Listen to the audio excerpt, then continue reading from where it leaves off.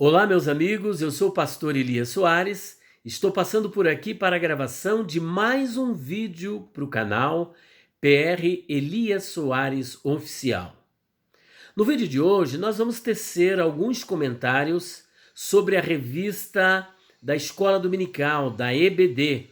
É a nossa 12ª lição do primeiro trimestre de 2020. E o tema desta lição é Jesus, o homem perfeito.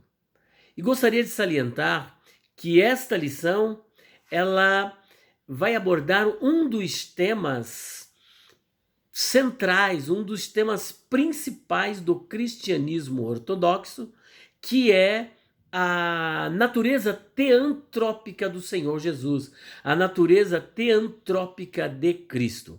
No decorrer desta lição, eu vou explicar para você o que significa a natureza teantrópica. E não somente isso, o que é a união hipostática. Vamos fazer aqui alguns comentários e posteriormente nós vamos trabalhar algumas perguntas que eu julgo ser interessantes para complementar esta lição. Que, diga-se de passagem, a revista como um todo muito boa e principalmente esta lição. Só que nós prosseguiremos neste estudo logo após a oração. Você é o meu convidado para falarmos com Deus. Senhor nosso Deus e Pai, mais uma vez estamos diante da Tua presença para Te louvar e bendizer pela Tua graça, amor e misericórdia. Eu Te louvo pela Tua fidelidade, Senhor, pela Tua bondade. Te agradeço por mais esta oportunidade e peço ao mesmo tempo a capacitação divina para mim e para os Teus filhos que estarão assistindo este vídeo. Que possa ser bênção para a vida do Teu povo, que eu possa ser bênção para eles e eles para mim, e que a Tua palavra possa encontrar lugar nos corações. Em nome do Senhor Jesus Cristo. Amém. Muito bem. Vamos trabalhar então esta lição de número 12 da nossa EBD no primeiro trimestre, onde o texto áureo diz o seguinte: E crescia Jesus em sabedoria, e em estatura, e em graça, para com Deus e os homens. Aqui, esse texto já mostra que Jesus é um homem, porque ele crescia em sabedoria. Como homem, ele aprendia a cada dia e ia crescendo em sabedoria e estatura também. A verdade prática diz o seguinte: verdadeiro homem e verdadeiro Deus. O Senhor Jesus Cristo é igual ao Pai e semelhante a nós. Sua divindade e humanidade não são aparentes, são reais, perfeitas e plenas.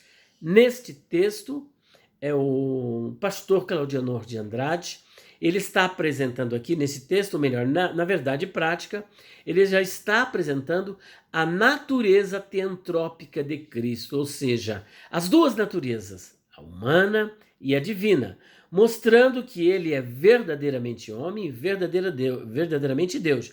E como Deus, ele é igual ao Pai e ao Espírito Santo. E como homem, ele é igual a nós, com exceção de que ele não pecou. Nós vamos agora para a leitura bíblica em classe que está no Evangelho do Senhor Jesus Cristo, segundo escreveu Lucas, capítulo 2, versículos 40 ao 42. Está escrito assim: E o menino crescia e se fortalecia em espírito, cheio de sabedoria, e a graça de Deus estava com ele. Ora, todos os anos iam seus pais a Jerusalém à festa da Páscoa. E tendo eles já 12 anos, subiram a Jerusalém, segundo o costume do dia da festa. E regressando eles, terminados aqueles dias, ficou o menino Jesus em Jerusalém, e não souberam seus pais. Pensando, porém, eles que viria de companhia pelo caminho, andaram o caminho de um dia e procuravam-no entre os parentes e conhecidos. E como o não encontrassem, voltaram a Jerusalém em busca dele. E aconteceu que, passados 3 dias, o acharam no templo, assentado no meio dos doutores, ouvindo-os e interrogando-os. E todos os que o ouviam admiravam a sua inteligência e respostas. E quando o viram, maravilharam-se e disse-lhe sua mãe. E quando o viram, maravilharam-se e disse-lhe sua mãe: Filho, por que fizeste isso para conosco? Eis que teu pai e eu ansiosos te procurávamos. E ele lhes disse: Por que é que me procuráveis? Não sabeis que me convém tratar dos negócios de meu pai? E eles não compreenderam as palavras que lhes dizia. E desceu com eles e foi para Nazaré, e era-lhe sujeito. E sua mãe guardava no coração todas essas coisas.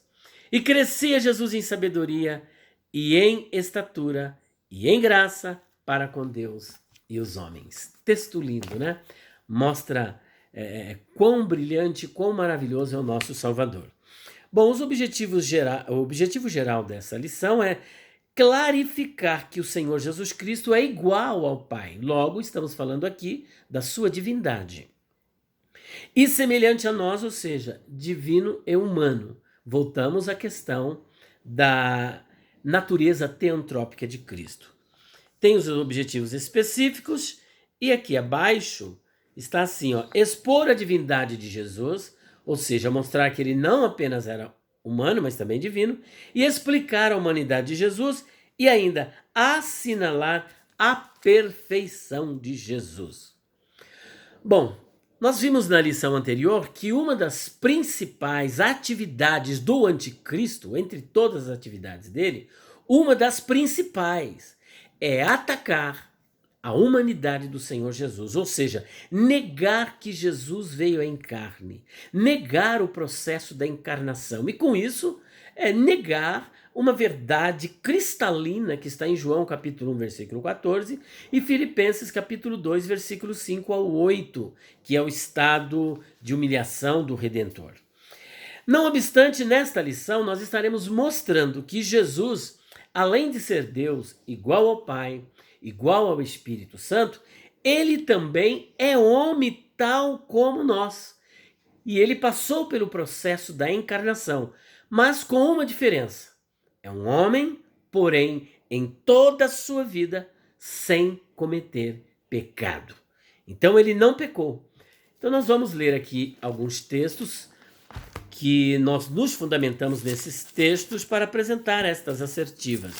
Vamos para João, capítulo 1, versículos de número 1 a 3, que mostra Jesus na mesma atividade com o Pai e a sua divindade. No princípio era o Verbo, e o Verbo estava com Deus, e o Verbo era Deus. Ele estava no princípio com Deus.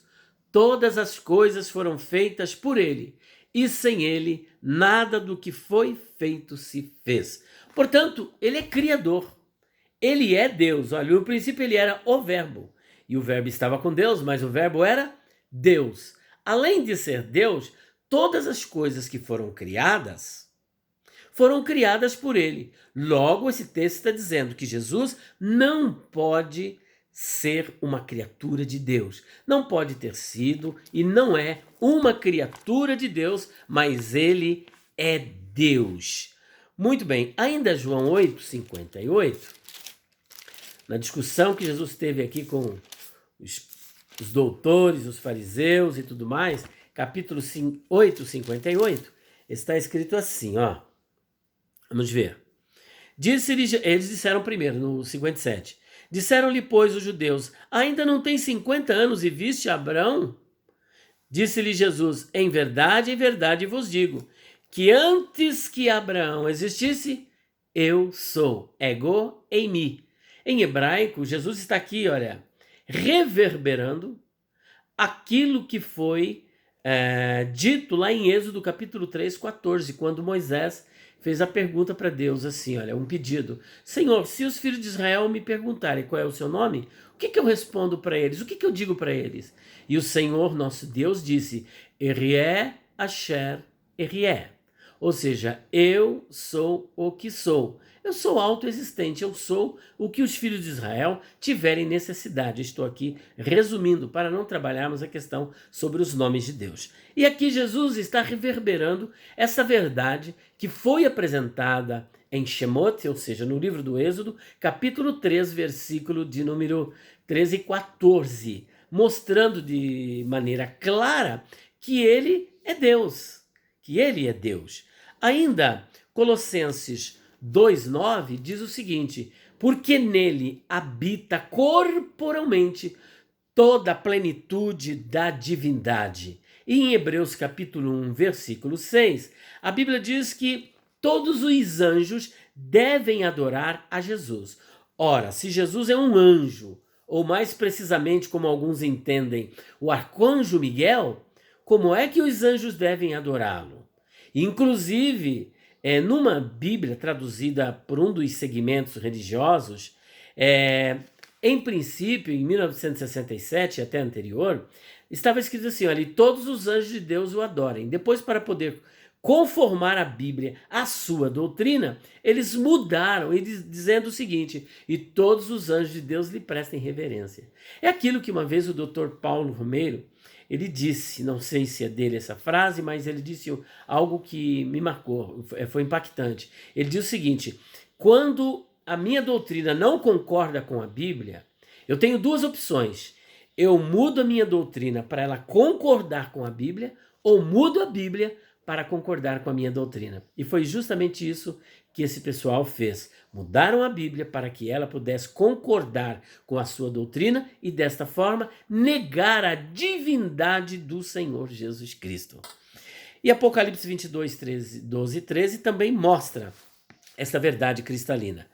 As heresias no primeiro e segundo século, e até o terceiro, surgiram muitos heresiarcas, e até o quarto século, muitos heresiarcas, como ainda perdura esses pensamentos heréticos deles até os dias de hoje. E entre todas as seitas, o apolinarismo, o sabelianismo modal, o unitarismo, o binitarismo, nós temos, por exemplo, de todos eles, de todos esses grupos, os gnósticos, o gnosticismo e o docetismo. O gnosticismo, na verdade, que procuram negar a humanidade do Senhor Jesus Cristo, não negam a divindade, o gnosticismo e o docetismo, mas negam a humanidade do Senhor Jesus. O docetismo, por exemplo, ele tem uma herança platônica, porque existia um grande pensador chamado Platão, e Platão ele era acostumado a pensar através de conceitos abstratos, partia do espiritual para o material, e para ele o espiritual era o mundo da perfeição e o material o mundo da imperfeição. Tudo que estava relacionado à matéria, portanto, era mal, era ruim, não prestava. E a salvação para esses pensadores, como Sócrates, por exemplo, consistia em você deixar este corpo que é mal, que faz parte da matéria, e a sua alma ascender para o mundo espiritual. E vale salientar que o conceito de imortalidade da alma em Platão e em Sócrates é totalmente diferente daquilo que pensa o cristianismo, porque eles concebiam uma alma incriada. O cristianismo não, ele entende que a alma foi criada por Deus e a imortalidade da alma é uma concessão divina para todas as pessoas, que ou vão passar a eternidade em sofrimento, ou vão passar a eternidade em delícias lá no céu, como é o caso, por exemplo, dos salvos e dos justos. Portanto, o gnosticismo tem essa herança platônica. E destas mesas, desse neoplatonismo, surge também os docetistas. O docetismo vem do verbo grego dokel. Dokel é um verbo que dá a ideia de parecer, ou seja, ao olhar assim para Jesus, eles não o viam como um ser humano.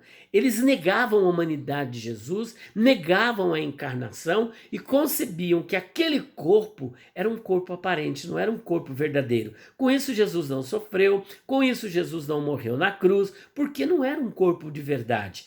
E João, ele está aqui, o evangelista João, o apóstolo, está no primeiro século, lidando, por exemplo, com estas seitas, com esses conceitos falsos a respeito da pessoa de Cristo. Então veja que Satanás ele é astuto, porque ele vai combater a base, vai combater o alicerce, o fundamento do cristianismo. Porque se você tirar qualquer uma das duas naturezas do Senhor Jesus Cristo, ele não é o Jesus da Bíblia.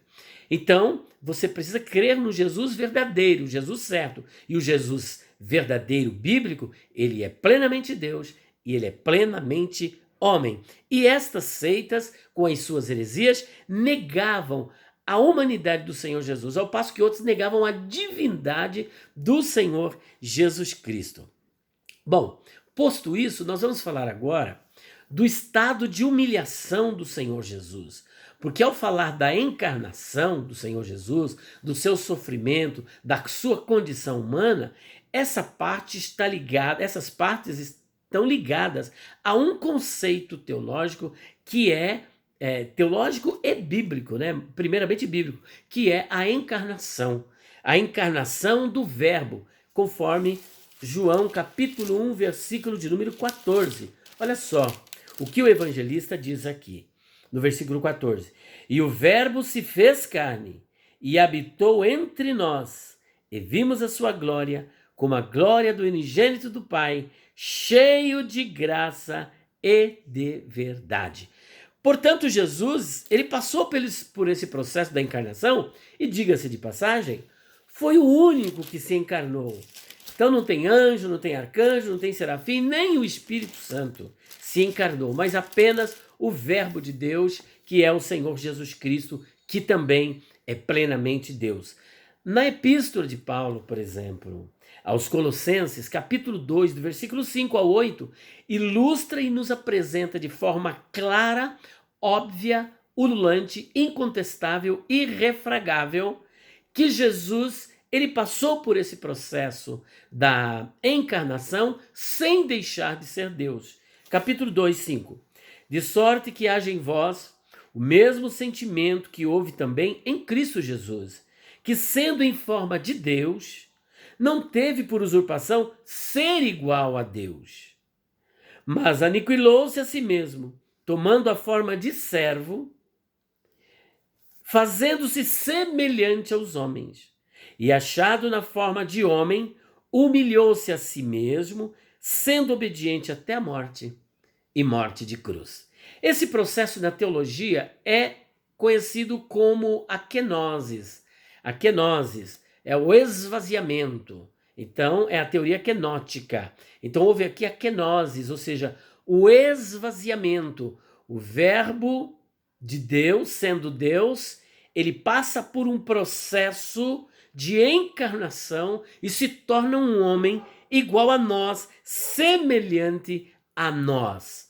E então, agora, vamos trabalhar a natureza teantrópica de Cristo, porque nessa sequência temos a natureza teantrópica e temos também a natureza, ou melhor, a união hipostática. Primeiro, vamos falar da natureza teantrópica e, em segundo lugar, a união hipostática.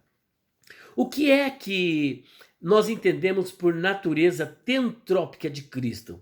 Bom, na teologia, com base nos textos bíblicos, foi cunhado esse vocábulo para descrever as duas naturezas do Senhor Jesus. E por isso, natureza teantrópica, porque tean vem de theos, e theos é a palavra grega para Deus, para a divindade.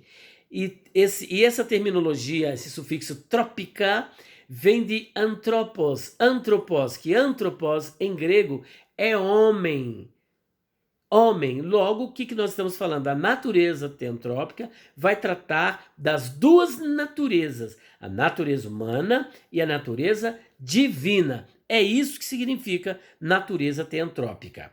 Para esclarecer e depois vamos comentar.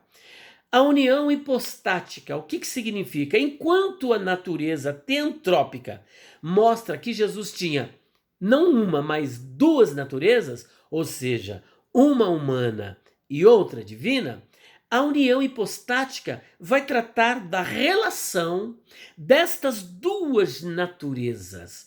Ou seja, havia em Jesus duas naturezas, Isso significa que Jesus é homem e Jesus é Deus. Jesus é homem e Jesus é Deus. Jesus, como homem, ele não foi homem sempre.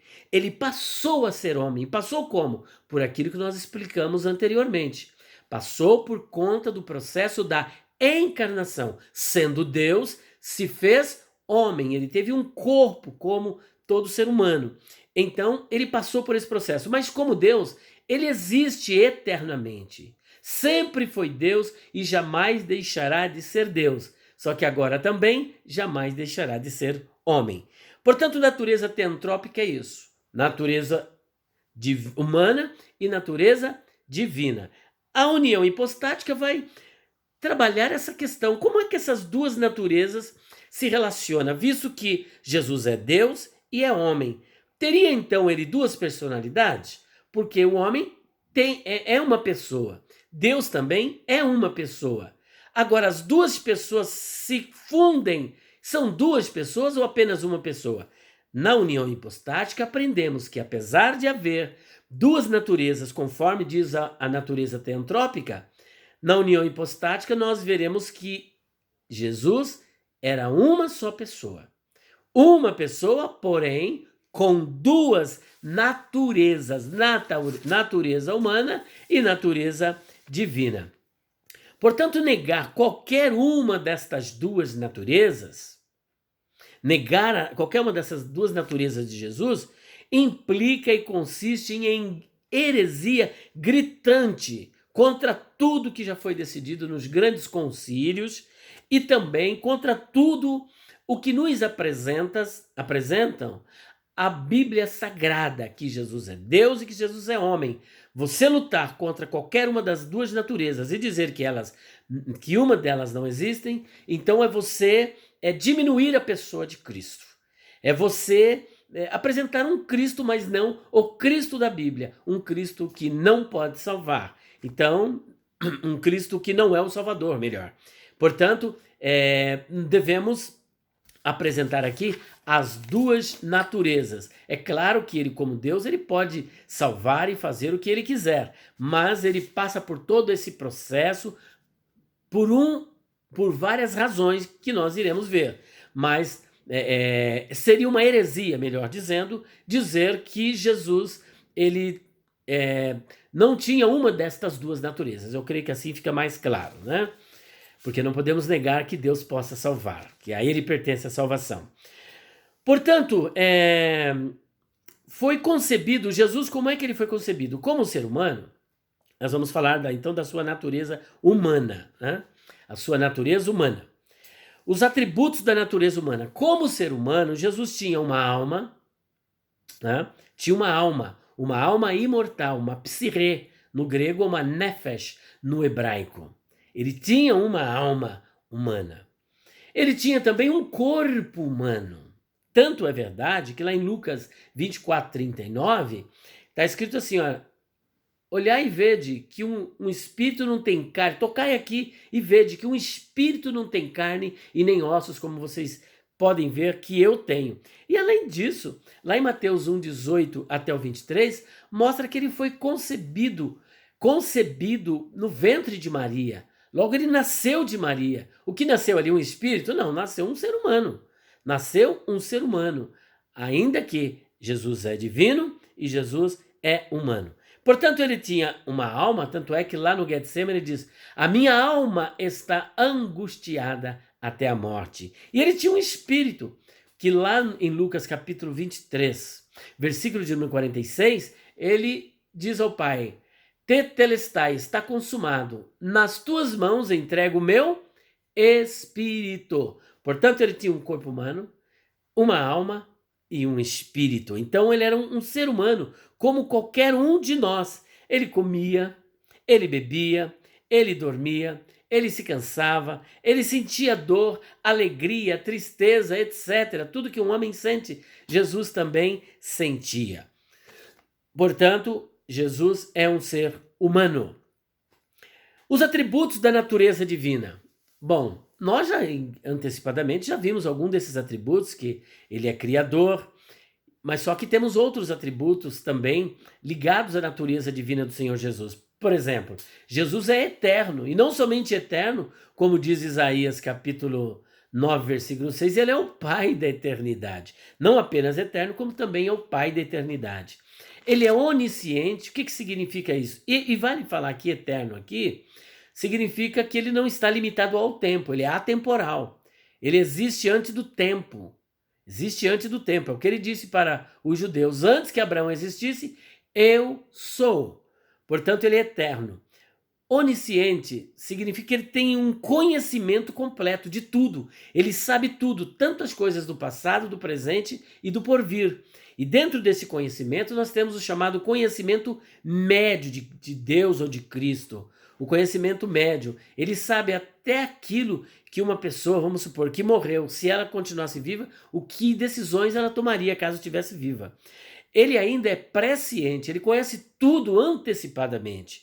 E ainda, ele é onipotente, ou seja, ele tem todo o poder, todo o poder, onipresente, está presente de uma forma plena, completa, é imutável, é criador, enfim. Os atributos incomunicáveis da divindade estão presentes em Cristo, até porque Paulo, na Epístola aos Colossenses, capítulo 2, versículo 9, como nós já lemos, disse, porque nele habita corporalmente toda a plenitude da divindade. E até mesmo quando ele diz, antes que Abraão fosse eu sou, os judeus pegaram em pedras para matá-lo. Por que quiseram matá-lo? Porque entendeu que Jesus estava proferindo uma blasfêmia. E o que é uma blasfêmia? É ele, sendo homem, no entendimento dos judeus, sendo apenas homem, se dizer ser Deus. Porque quando ele diz, antes que Abraão existisse eu sou, ele estava se identificando com a divindade que se apresenta lá em Êxodo 3,14. E com isso ele estava arrogando para si, reivindicando para si uma natureza divina. E isso foi o objeto da repulsa, do ódio dos judeus, ao ponto de quererem matá-lo, apedrejá-lo. Portanto, esse texto é mais uma prova de que ele realmente é Deus. Prosseguindo, e também tem os atributos da divindade. A perfeição de Jesus. Por que dizemos que Jesus é perfeito? Não somente era, mas ele é perfeito. Bom, Adão, ele no paraíso, com toda a oportunidade para não pecar, pecou.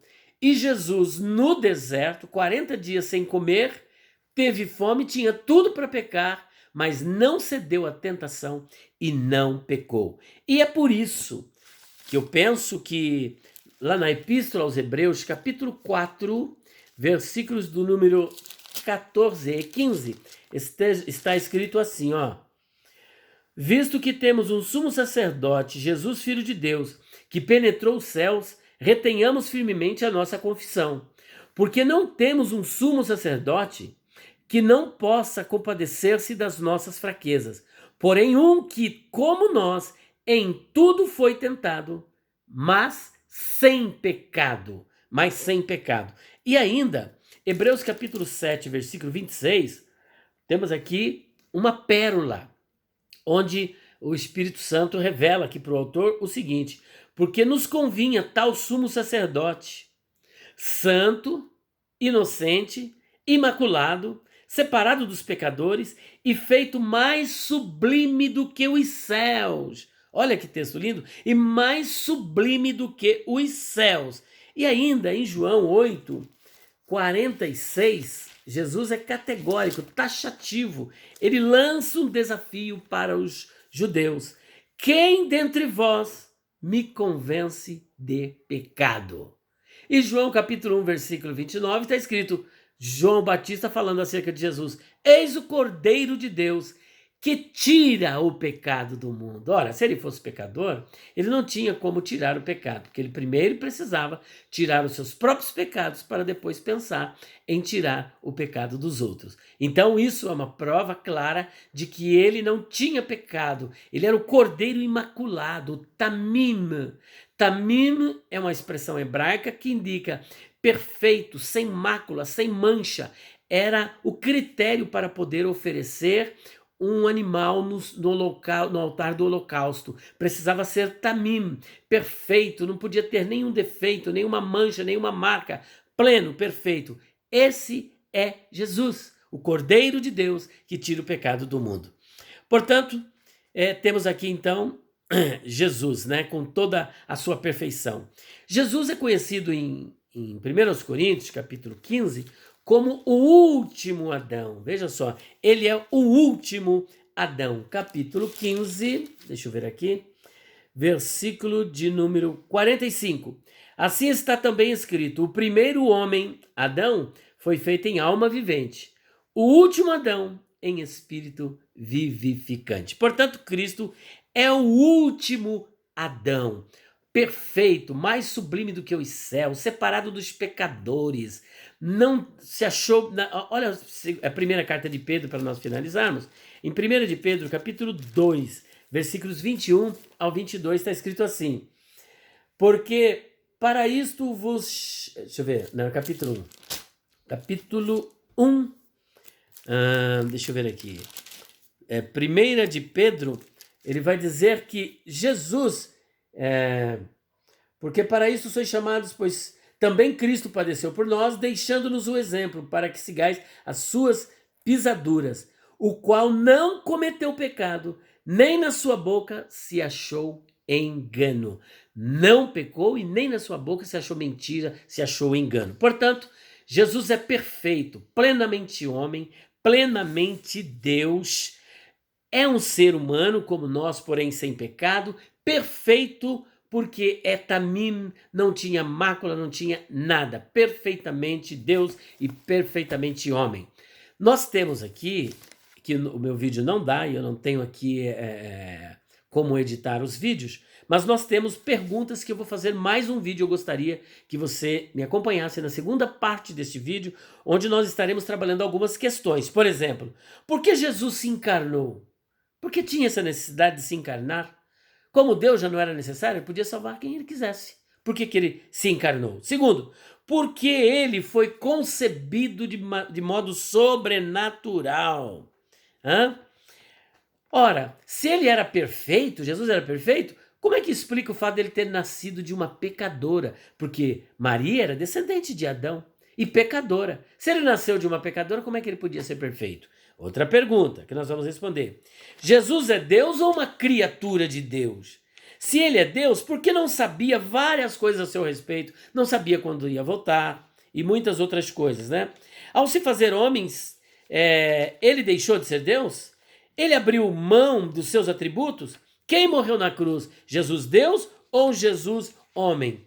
Como ele agia na terra? Como Deus ou como homem? Como Jesus está no céu? Como Deus ou como homem? Se ele está como homem, então ele não está limitado? São questões que no próximo vídeo você vai acompanhar conosco. Por agora, eu só tenho que lhe agradecer a Deus, e que Deus o abençoe, e boa aula em nome do Senhor Jesus Cristo, e até o próximo vídeo.